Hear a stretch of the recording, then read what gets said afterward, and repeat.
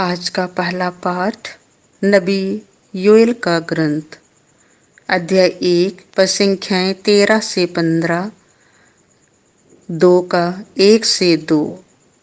प्रभु का दिन अंधकार और विषाद का दिन है। हे याजकों, टाट ओढ़कर शोक मनाओ, वेदी के सेवकों विलाप करो। मेरे ईश्वर के सेवकों, शोक के वस्त्र पहनकर रात बिताओ, क्योंकि तुम्हारे ईश्वर का मंदिर नैवेद्य और तर्पण से वंचित हो गया है। उपवास की घोषणा करो, सभा बुलाओ, बूढ़ों और देश के सभी निवासियों को अपने प्रभु ईश्वर के मंदिर में एकत्र करो और प्रभु की दुहाई दो।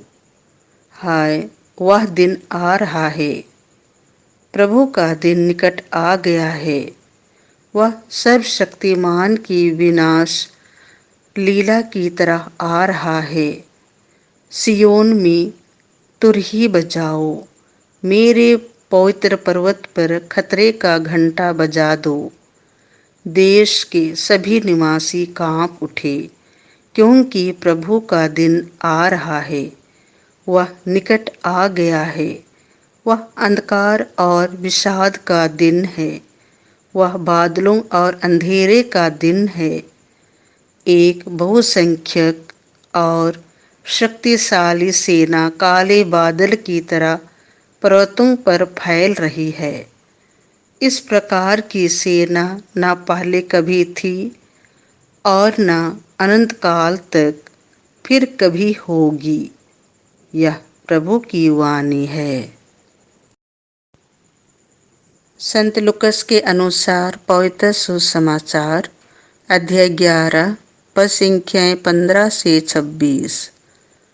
यदि मैं ईश्वर के सामर्थ्य से अपदूतों को निकालता हूँ, तो ईश्वर का राज्य तुम्हारे बीच आ गया है।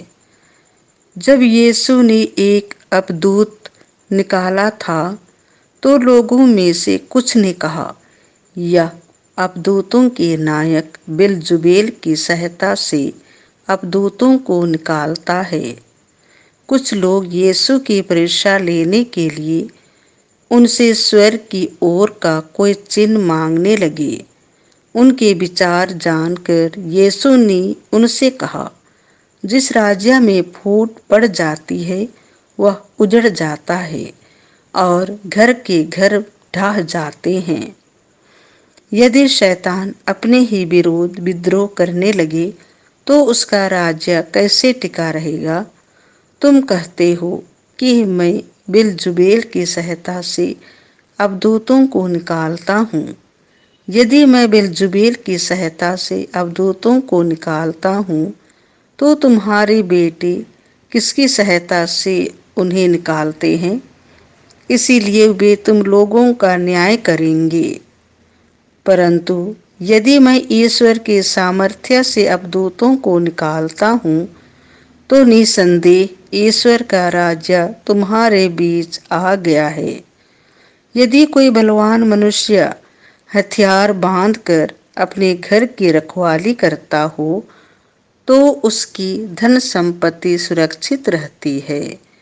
पर यदि कोई उससे भी बलवान उस पर टूट पड़े और उसे हरा दे, तो जिन हथियारों पर उसका भरोसा था वह उन्हें उससे छीन लेता है और उसका माल लूट कर बांट देता है। जो मेरे साथ नहीं है वह मेरा विरोधी है, और जो मेरे साथ नहीं बटोरता वह बिखेरता है।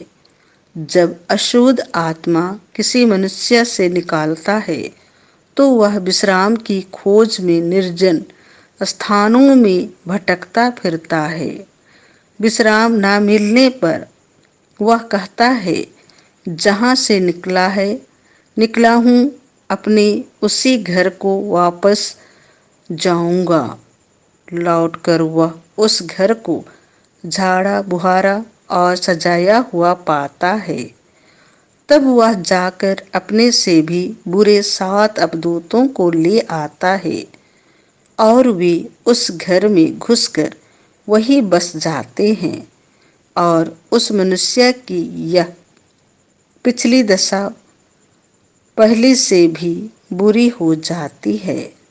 यह प्रभु का सुसमाचार है।